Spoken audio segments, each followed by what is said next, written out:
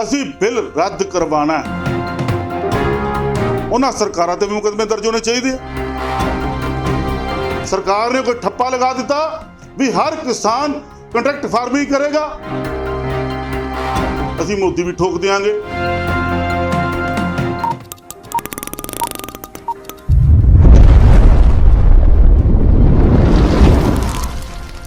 ਸਤਿ ਸ਼੍ਰੀ ਅਕਾਲ ਜੀ, news time Punjab ਦੇਖ ਰਹੇ ਹੋ ਤੁਸੀਂ। ਮੈਂ ਹਾਂ ਵਿਸ਼ਾਲ ਸ਼ਾਰਦਾ। ਜਿਵੇਂ ਕਿ ਤੁਹਾਨੂੰ ਸਾਰਿਆਂ ਨੂੰ ਪਤਾ ਕਿ ਕਿਸਾਨੀ ਸੰਘਰਸ਼ ਆ ਜਿਹੜਾ ਲਗਾਤਾਰ ਜਾਰੀ ਹੈ। ਦਿੱਲੀ ਦੇ ਵਿੱਚ ਜਿਹੜੇ 5 ਦੇ 5 ਬਾਰਡਰ ਆ ਜਿਹੜੇ ਸੀਲ ਕੀਤੇ ਹੋਏ ਨੇ। 29ਵੇਂ ਦਿਨ ਦੇ ਵਿੱਚ ਸੰਘਰਸ਼ ਆ ਜਿਹੜਾ ਪਹੁੰਚ ਚੁੱਕਿਆ ਹੈ। ਕਿਸਾਨੀ ਸੰਘਰਸ਼ ਦੀ ਅੱਗ ਹੈ ਜਿਹੜੀ ਵਿਦੇਸ਼ਾਂ ਤੱਕ ਵੀ ਪਹੁੰਚ ਚੁੱਕੀ ਹੈ। ਵਿਦੇਸ਼ਾਂ ਦੇ ਵਿੱਚ ਵੀ ਸੜਕਾਂ ਤੇ ਬੈਠ ਕੇ ਤਖਤੀਆਂ ਫੜ ਕੇ ਵਿਰੋਧ ਕਰਦੇ ਨਜ਼ਰ ਆਉਂਦੇ ਨੇ ਜਿਹੜੇ ਉੱਥੇ ਦੇ ਵਸਨੀਕ ਨੇ, ਪੰਜਾਬੀ ਬੰਦੇ ਨੇ। ਮੋਦੀ ਸਰਕਾਰ ਦੇ ਖਿਲਾਫ ਆ ਜਿਹੜਾ ਉਹ ਪ੍ਰਦਰਸ਼ਨ ਕਰਦੇ ਜਿਹੜੇ ਨਜ਼ਰ ਆਉਂਦੇ ਨੇ। ਸਾਡੇ ਨਾਲ ਰਾਜੀਵ ਟੰਡਨ ਜੀ ਮੌਜੂਦ ਨੇ, ਸ਼ਿਵ ਸੈਨਾ ਦਾ ਇੱਕ ਵੱਡਾ ਚਿਹਰਾ ਪੰਜਾਬ ਦਾ। ਉਹਨਾਂ ਨਾਲ ਹੀ ਗੱਲਬਾਤ ਕਰਦੇ ਹਾਂ ਕਿ ਇਸ ਅੰਦੋਲਨ ਨੂੰ ਜਿਹੜਾ ਸੰਘਰਸ਼ ਚੱਲ ਰਿਹਾ ਇਸ ਨੂੰ ਲੈ ਕੇ ਉਹਨਾਂ ਦੀ ਕੀ ਵਿਚਾਰਧਾਰਾ ਹੈ। ਸਰ ਬਹੁਤ ਬਹੁਤ ਸਵਾਗਤ ਹੈ। ਜੈਕਾਰਾ ਵੀਰ ਬਜਰੰਗੇ, ਹਰ ਹਰ ਮਹਾਦੇਵ। ਸਰ 29ਵੇਂ ਦਿਨ ਦੇ ਵਿੱਚ ਸੰਘਰਸ਼ ਪਹੁੰਚ ਚੁੱਕਿਆ ਹੈ, ਕਿਵੇਂ ਦੇਖਦੇ ਹੋ ਇਸ ਮਸਲੇ ਨੂੰ? ਕੀ ਇਹਦਾ ਹੱਲ ਆ ਜਿਹੜਾ ਹੋਣਾ ਚਾਹੀਦਾ ਹੈ? ਪਹਿਲੀ ਗੱਲ ਤਾਂ ਮੈਂ ਰਾਜੀਵ ਟੰਡਨ ਭਾਰਤ ਦਾ ਰਹਿਣ ਵਾਲਾ ਨਾਗਰਿਕ ਹਾਂ। ਮੈਂ ਬਿਲਕੁਲ ਦੇਸ਼ ਹਿੱਤ ਦੀ ਗੱਲ ਕਰਾਂਗਾ।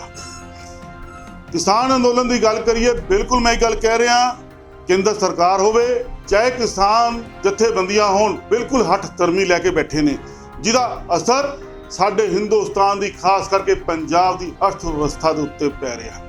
ਮੇਰਾ ਬਿਲਕੁਲ ਇੱਕ ਕਹਿਣਾ ਵਾ ਵੀ ਦੋਨੋਂ ਧਿਰਾਂ ਨੂੰ ਬਹਿ ਕੇ ਇਸ ਮਸਲੇ ਦਾ ਹੱਲ ਜਲਦ ਤੋਂ ਜਲਦ ਕਰਨਾ ਚਾਹੀਦਾ। ਇਹ ਕਹਿਣ ਤੋਂ ਭਾਵ ਸਰਕਾਰਾਂ ਗਲਤ ਕਰ ਰਹੀਆਂ ਜਾਂ ਕਿਸਾਨ ਗਲਤ ਕਰ ਰਹੇ?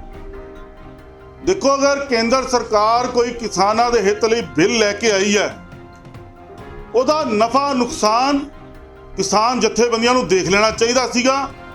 ਪਰ ਨਫਾ ਨੁਕਸਾਨ ਦੇਖੇ ਬਗੈਰ ਰਾਜਨੀਤੀ ਸ਼ਹਿ ਦੇ ਉੱਤੇ ਇਸ ਅੰਦੋਲਨ ਨੂੰ ਚਲਾਇਆ ਜਾ ਰਿਹਾ, ਜਿਹਦੇ ਨਾਲ ਸਾਡੇ ਸਿੱਧਾ ਮੈਂ ਫੇਰ ਕਹਿ ਰਿਹਾ, ਪੰਜਾਬ ਦੇ ਵਪਾਰੀਆਂ ਦੀ ਅਰਥ ਵਿਵਸਥਾ ਨੂੰ ਫਰਕ ਪੈ ਰਿਹਾ।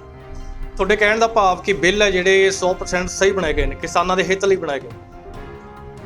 ਦੇਖੋ, ਫੇਰ ਗੱਲ ਮੈਂ ਕਰ ਰਿਹਾ, ਕੇਂਦਰ ਸਰਕਾਰ ਅਗਰ ਕੋਈ ਬਿੱਲ ਲੈ ਕੇ ਆਈ ਹੈ, ਅਗਰ ਕਿਸਾਨ ਜਥੇਬੰਦੀਆਂ ਨੂੰ ਇਤਰਾਜ਼ ਹੈ, ਉਸ ਇਤਰਾਜ਼ ਤੋਂ ਬਾਅਦ ਕੇਂਦਰ ਸਰਕਾਰ ਦੇ ਮੰਤਰੀ, ਗ੍ਰਹਿ ਮੰਤਰੀ ਤੱਕ ਖੁਦ ਕਹਿ ਰਹੇ ਨੇ ਅਸੀਂ ਉਸ ਬਿੱਲ ਵਿੱਚ ਅਮੈਂਡਮੈਂਟ ਕਰਨ ਨੂੰ ਤਿਆਰ ਹਾਂ। ਪਰ ਕਿਸਾਨ ਜਥੇਬੰਦੀਆਂ ਕੀ ਕਹਿ ਰਹੀਆਂ? ਅਸੀਂ ਬਿੱਲ ਅਮੈਂਡਮੈਂਟ ਨਹੀਂ ਕਰਾਉਣਾ, ਅਸੀਂ ਬਿੱਲ ਰੱਦ ਕਰਵਾਉਣਾ। ਇੱਕ ਦੂਜੇ ਪਾਸੇ ਕਿਸਾਨ ਗੱਲ ਕਰ ਰਹੇ ਨੇ, ਅਸੀਂ ਚਾਹੁੰਦੇ ਹਾਂ ਵੀ ਅਸੀਂ ਜਿਹੜੀ ਕਣਕ ਬਣਾਉਂਦੇ ਹਾਂ, ਜਿਹੜੀ ਅਸੀਂ ਕਣਕ ਉਗਾਉਂਦੇ ਹਾਂ, ਉਹਦੇ ਉੱਤੇ ਜਿਹੜੀ MSP ਲੱਗਦੀ ਹੈ, ਉਹਦੇ ਉੱਤੇ ਕਾਨੂੰਨ ਬਣਾਇਆ ਜਾਵੇ। ਮੇਰਾ ਇੱਕੋ ਇੱਕ ਸਵਾਲ ਹੈ, 70 ਸਾਲ ਹੋ ਗਏ ਸਾਡੇ ਦੇਸ਼ ਨੂੰ ਆਜ਼ਾਦ ਹੋਏ, ਕਿਆ ਅੱਜ ਤੱਕ ਕੋਈ ਕਿਸੇ ਸਰਕਾਰ ਦੁਆਰਾ MSP ਉੱਤੇ ਕਾਨੂੰਨ ਬਣਾਇਆ ਗਿਆ? ਤਾਂ ਹੁਣ ਜਿੱਦ ਕਿਉਂ? अब मैं फिर गल कर रहा, 70 साल हो गए साडे देश ਨੂੰ आजाद होए ਨੂੰ, ਕਿਸੇ ਵੀ ਸਰਕਾਰ ਦੁਆਰਾ MSP ਉੱਤੇ ਕੋਈ ਕਾਨੂੰਨ ਨਹੀਂ ਬਣਾਇਆ ਗਿਆ, ਤੇ ਜਾਂ ਮੋਦੀ ਸਰਕਾਰ ਦੇ ਉੱਤੇ ਦਬਾਅ ਬਣਾ ਕੇ ਇਸ ਕਾਨੂੰਨ ਦੀ ਮੰਗ ਕਿਉਂ ਰੱਖੀ ਜਾ ਰਹੀ ਹੈ? ਸਰ ਅੱਜ ਕਿਸਾਨਾਂ ਦੀ ਗੱਲ ਨਹੀਂ ਮੈਂ ਕਰਦਾ, ਕਿਸਾਨਾਂ ਦੇ ਨਾਲ ਨਾਲ ਹਰ ਵਰਗ ਦਾ ਬੰਦਾ, ਚਾਹੇ ਉਹ ਸਿੰਗਰ ਨੇ ਜਾਂ ਪੋਲੀਟੀਕਲ ਜਿਹੜੇ ਨੁਮਾਇੰਦੇ ਨੇ ਜਾਂ ਆਮ ਬੰਦਾ ਵੀ ਹੈ। ਮੈਂ ਖੁਦ ਦਿੱਲੀ ਜਾ ਕੇ ਆਇਆ, ਇੱਕ ਬੰਦਾ ਲੁਧਿਆਣੇ ਤੋਂ ਜਿਹੜਾ ਹਸਪੀਟਲ ਵਿੱਚ ਜੌਬ ਕਰਦਾ, ਸਪੈਸ਼ਲ 2-3 ਦਿਨ ਦੀ ਛੁੱਟੀ ਲੈ ਕੇ ਉੱਥੇ ਗਿਆ ਕਿ ਐਜੀਟੇਸ਼ਨ ਦਾ ਹਿੱਸਾ ਬਣ ਕੇ ਆਵਾਂ, ਤਾਂ ਕਿ ਹਿਸਟਰੀ ਦੇ ਵਿੱਚ ਮੈਂ ਵੀ ਕਹਿਣ ਜੋਗਾ ਹੋਵਾਂ ਕਿ ਜਦੋਂ ਕਿਸਾਨਾਂ ਦਾ ਸੰਘਰਸ਼ ਹੋਇਆ ਸੀ ਤੇ ਮੈਂ ਉਹਦਾ ਹਿੱਸਾ ਸੀਗਾ। ਤੁਹਾਡੇ ਕਹਿਣ ਤੋਂ ਭਾਵ ਕਿ ਜਿਹੜੇ ਸਰਕਾਰਾਂ ਨੇ ਬਿੱਲ ਬਣਾਏ ਨੇ 100% ਸਹੀ ਨੇ। ਜੇ ਸਹੀ ਨੇ ਤੇ ਫਿਰ ਅਮੈਂਡਮੈਂਟ ਕਿਉਂ? ਲੋਕਾਂ ਦੇ ਵਿੱਚ ਇਹ ਇੰਨਾ ਜਜ਼ਬਾ ਆ ਕਿ ਹਰ ਵਰਗ ਉਹਨਾਂ ਦੇ ਨਾਲ ਖੜਨ ਨੂੰ ਤਿਆਰ ਹੈਗਾ ਆ। ਕਿਤੇ ਨਾ ਕਿਤੇ ਤੱਕ ਜਿਹੜੇ ਬਿੱਲਾਂ ਦੇ ਵਿੱਚ ਕਮੀ ਹੈ।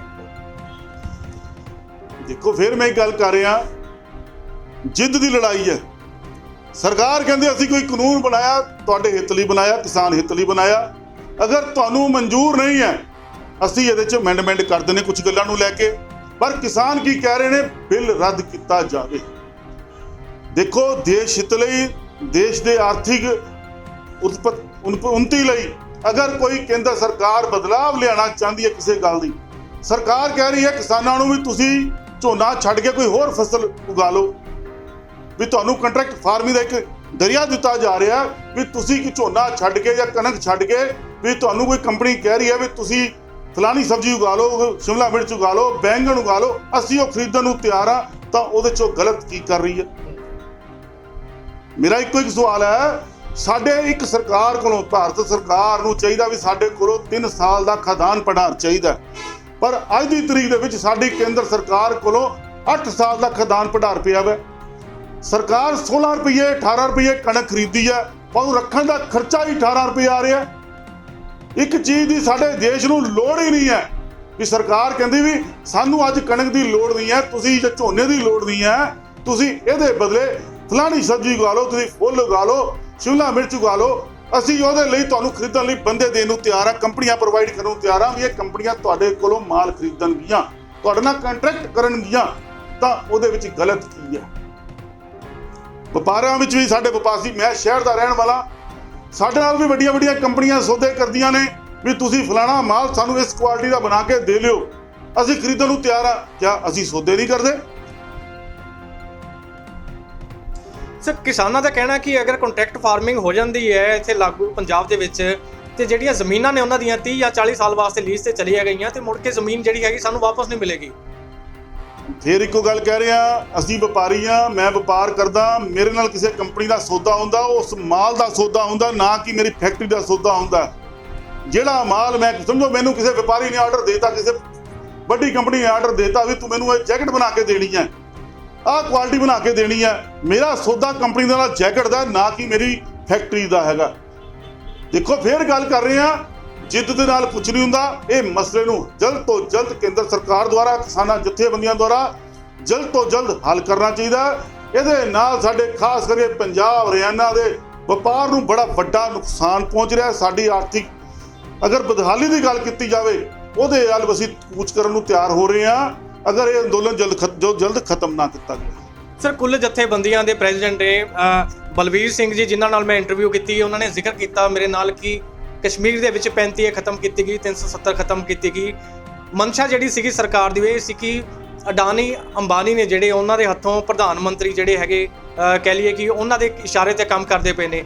ਇਸ ਵੇਲੇ ਕਸ਼ਮੀਰ ਦੇ ਵਿੱਚ ਜਿਹੜਾ ਸੇਬਾਂ ਦੇ ਮਾਲਕ ਸੀਗੇ 100 ਰੁਪਏ 200 ਰੁਪਏ ਕਿਲੋ ਦੇ ਹਿਸਾਬ ਨਾਲ ਆਪਣਾ ਸੇਬ ਵੇਚਦੇ ਸੀਗੇ, ਅੱਜ ਉਹ ਕਹਿ ਰਹੇ ਨੇ ਕਿ ਅਸੀਂ 20 ਜਾਂ 22 ਰੁਪਏ 25 ਰੁਪਏ ਸੇਬ ਕੰਪਨੀ ਨੂੰ ਸੁੱਟਣ ਲਈ ਮਜਬੂਰ ਆ, ਸਾਨੂੰ ਪ੍ਰੋਪਰ ਰੇਟ ਨਹੀਂ ਮਿਲ ਰਿਹਾ। ਕਿ ਉਹੀ ਹਾਲਾਤ ਇੱਥੇ ਹੋਣਗੇ ਜੋ ਕਿਸਾਨ ਰੌਲਾ ਪਾ ਰਹੇ ਆ ਕਿ ਤਾਂ ਹੀ ਰੌਲਾ ਪਾ ਰਹੇ ਕਿ ਇਹ ਬਿੱਲ ਰੱਦ ਹੋਣ। ਦੇਖੋ ਫਿਰ ਇੱਕ ਗੱਲ, ਮੇਰਾ ਦਿਲ ਕਰੂਗਾ ਮੈਂ ਫਲਾਣੀ ਕੰਪਨੀ ਦੇ ਨਾਲ, ਵੱਡੀ ਕੰਪਨੀ ਦੇ ਨਾਲ ਸੌਦਾ ਕਰੂੰਗਾ, ਮੇਰਾ ਦਿਲ ਨਹੀਂ ਮੰਨਦਾ, ਮੈਂ ਉਹਨੂੰ ਖੁੱਲੀ ਮੰਡੀ ਵਿੱਚ ਤਾਂ ਵੇਚ ਸਕਦਾ ਨਾ। ਸਰਕਾਰ ਇਹ ਤਾਂ ਨਹੀਂ ਕਹਿ ਰਹੀ ਵੀ ਹਰ ਕਿਸਾਨ ਉਹ ਕੰਪਨੀਆਂ, ਵੱਡੀਆਂ ਕੰਪਨੀਆਂ ਨਾਲ ਸੌਦੇਬਾਜ਼ੀ ਕਰੇ। ਸਰ, ਕਿਸਾਨੀ ਅੰਦੋਲਨ ਦੀ ਜੇ ਗੱਲ ਕਰੀਏ, ਕਾਫੀ ਨੌਜਵਾਨਾਂ ਦੀ ਮੌਤ ਵੀ ਹੋਈ ਹੈ, ਕਿਸਾਨ ਕਾਫੀ ਉੱਥੇ ਡੈਥ ਉਹਨਾਂ ਦੀ ਹੋ ਚੁੱਕੀ ਹੈ। ਇੱਕ ਸੰਤ ਰਾਮ ਸਿੰਘ ਜੀ ਸੰਘੇੜੇ ਵਾਲਿਆਂ ਨੇ ਵੀ ਆਪਣੇ ਆਪ ਨੂੰ ਖੁਦਕੁਸ਼ੀ ਕਰ ਲਈ, ਜਿਨ੍ਹਾਂ ਨੇ ਸੁਸਾਈਡ ਨੋਟ ਦੇ ਵਿੱਚ ਲਿਖਿਆ ਕਿ ਮੇਰੀ ਸੁਸਾਈਡ ਦਾ ਜ਼ਿੰਮੇਵਾਰ ਸਰਕਾਰਾਂ ਨੇ।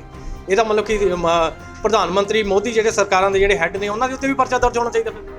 ਫਿਰ ਤਾਂ ਜਦ ਦਾ ਸਾਡਾ ਦੇਸ਼ ਆਜ਼ਾਦ ਹੋਇਆ, ਜਿੰਨੇ ਵੀ ਲੋਕਾਂ ਨੇ ਪ੍ਰਸ਼ਾਸਨ ਅਧਿਕਾਰੀਆਂ ਦੁਆਰਾ ਸਤਾ ਕੇ ਜਾਂ ਸਰਕਾਰ ਤੋਂ ਪ੍ਰਤਾੜਿਤ ਹੋ ਕੇ ਸੁਸਾਈਡ ਕੀਤੀਆਂ ਨੇ, ਉਹਨਾਂ ਸਰਕਾਰਾਂ ਤੇ ਵੀ ਮੁਕੱਦਮੇ ਦਰਜ ਹੋਣੇ ਚਾਹੀਦੇ ਆ। ਇੱਕ ਪਾਸੇ ਕਿਉਂ ਜਿਨ੍ਹਾਂ ਲੋਕਾਂ ਨੇ ਇਨਸਾਫ ਦੀ ਮੰਗ ਨੂੰ ਲੈ ਕੇ ਪ੍ਰਸ਼ਾਸਨ ਅਧਿਕਾਰੀਆਂ ਦੇ ਖਿਲਾਫ ਧਰਨੇ ਲਾਏ ਨੇ ਵੀ ਸਾਡੀ ਸੁਣਵਾਈ ਨਹੀਂ ਕੀਤੀ, ਉਹਨਾਂ ਨੇ ਸੁਸਾਈਡ ਕਰ ਲਈ, ਜਾਂ ਸਰਕਾਰਾਂ ਦੁਆਰਾ ਸਾਡੀ ਸੁਣਵਾਈ ਨਹੀਂ ਕੀਤੀ, ਸੁਸਾਈਡ ਕਰ ਲਈ, ਉਹਨਾਂ ਖਿਲਾਫ ਵੀ ਫਿਰ ਮੁਕੱਦਮੇ ਦਰਜ ਹੋਣੇ ਚਾਹੀਦੇ ਆ। ਦੇਖੋ, ਆਵਾਜ਼ ਚੱਕਣ ਦਾ ਸਭ ਨੂੰ ਬੜਾ ਅਧਿਕਾਰ ਹੈ ਲੋਕਤੰਤਰ ਦੇ ਵਿੱਚ। ਕਿਸਾਨ ਜਥੇਬੰਦੀਆਂ ਦੁਆਰਾ ਵੀ ਆਪਣੀ ਆਵਾਜ਼, ਆਪਣੀ ਗੱਲ ਨੂੰ ਲੈ ਕੇ, ਆਪਣੀ ਮੰਗਾਂ ਨੂੰ ਲੈ ਕੇ ਆਵਾਜ਼ ਚੱਕੀ ਜਾ ਰਹੀ ਹੈ, ਅੰਦੋਲਨ ਕੀਤੇ ਜਾ ਰਹੇ ਨੇ। ਪਰ ਦੇਖਿਆ ਜਾਵੇ ਦੂਜੇ ਪਾਸੇ ਸ਼ਹਿਰੀ ਵਰਗ ਨੂੰ ਵੀ ਇਹਦਾ ਨੁਕਸਾਨ ਝੇਲਣਾ ਪੈ ਰਿਹਾ। ਪਹਿਲਾਂ ਕਿਸਾਨਾਂ ਨੇ ਰੇਲਾਂ ਰੋਕੀਆਂ, ਪੰਜਾਬ ਵਿੱਚ ਜਿਹੜੇ ਬਾਹਰੋਂ ਵਪਾਰੀ ਆਣੇ ਸੀ ਉਹ ਨਾ ਪਹੁੰਚ ਪਾਏ ਪ੍ਰੋਪਰ, ਹੁਣ ਹਾਈਵੇ ਜਾਮ ਕਰ ਦਿੱਤਾ, ਬਾਹਰਲਾ ਵਪਾਰੀ ਪੰਜਾਬ ਤੋਂ ਵਿੱਚ ਆਉਣ ਲੱਗੇ ਡਰਨ ਲੱਗ ਪਿਆ। ਸਾਡਾ ਲੁਧਿਆਣਾ ਸ਼ਹਿਰ, ਅੰਮ੍ਰਿਤਸਰ ਸ਼ਹਿਰ ਹੌਜ਼ਰੀ ਨਿਰਮਾਤਾ ਸ਼ਹਿਰ ਹੈ। ਸਾਡਾ 3 ਮਹੀਨੇ ਦਾ ਸੀਜ਼ਨ ਹੁੰਦਾ, ਅਗਰ ਸਰਦੀ ਪੈਂਦੀ ਹੈ ਤਾਂ ਸਰਦੀ ਦੇ ਵਿੱਚ ਅਸੀਂ ਮਾਲ ਵੇਚਣਾ ਹੁੰਦਾ। ਇਹੀ ਟਾਈਮ ਜਿਹੜਾ ਕਿਸਾਨ ਅੰਦੋਲਨ ਚੱਲਿਆ, ਉਸ ਦੌਰਾਨ ਸਾਡੇ ਮਾਲ ਦੀ ਵਿਕਰੀ ਹੋਣੀ ਹੁੰਦੀ ਹੈ। ਅਗਰ ਉਹ ਬਾਹਰੋਂ ਵਪਾਰੀ ਹੀ ਨਹੀਂ ਆਏਗਾ, ਕੋਈ ਕਸਟਮਰ ਹੀ ਨਹੀਂ ਆਏਗਾ, ਤਾਂ ਅਸੀਂ ਲੋਕ ਮਾਲ ਕਿੱਥੇ ਵੇਚਾਂਗੇ? ਸਰ, ਤੁਸੀਂ 3 ਮਹੀਨੇ ਦੀ ਸੀਜ਼ਨ ਦੀ ਗੱਲ ਕਰਦੇ ਹੋ, ਕਿਸਾਨਾਂ ਦਾ ਕਹਿਣਾ ਕਿ ਸਾਡੀ ਹੋਂਦ ਦੀ ਲੜਾਈ ਹੈ, ਅਸੀਂ ਕੱਲ ਨੂੰ ਆਪਣੇ ਬੱਚਿਆਂ ਨੂੰ ਜਵਾਬ ਕੀ ਦੇਵਾਂਗੇ ਕਿ ਸਾਡੀਆਂ ਜ਼ਮੀਨਾਂ ਕਿੱਥੇ ਗਈਆਂ? ਵੀ ਉਸ ਵੇਲੇ ਤੁਸੀਂ ਜਦੋਂ ਇਹ ਐਜੀਟੇਸ਼ਨ ਹੋਇਆ ਸੀ ਤੁਸੀਂ ਲੜੇ ਕਿਉਂ ਨਹੀਂ? ਦੇਖੋ, ਗੱਲ ਫਿਰ ਇੱਕੋ ਗੱਲ ਆ ਜਾਂਦੀ ਆ, ਕੰਟਰੈਕਟ ਫਾਰਮਿੰਗ ਦੀ ਲੜਾਈ ਮੇਨ ਚੱਲ ਰਹੀ ਹੈ ਜੀ। ਮੈਂ ਕਿਸੇ ਕੰਪਨੀ ਨਾਲ ਕੰਟਰੈਕਟ ਕਰਨਾ ਹੀ ਨਹੀਂ ਹੈ, ਮੈਂ ਆਪਣੀ ਫਸਲ ਉਗਾਣੀ ਹੈ, ਮੈਂ ਮੰਡੀ 'ਚ ਵੇਚਣੀ ਹੈ। ਸਰਕਾਰ ਨੇ ਕੋਈ ਠੱਪਾ ਲਗਾ ਦਿੱਤਾ ਵੀ ਹਰ ਕਿਸਾਨ ਕੰਟਰੈਕਟ ਫਾਰਮਿੰਗ ਕਰੇਗਾ?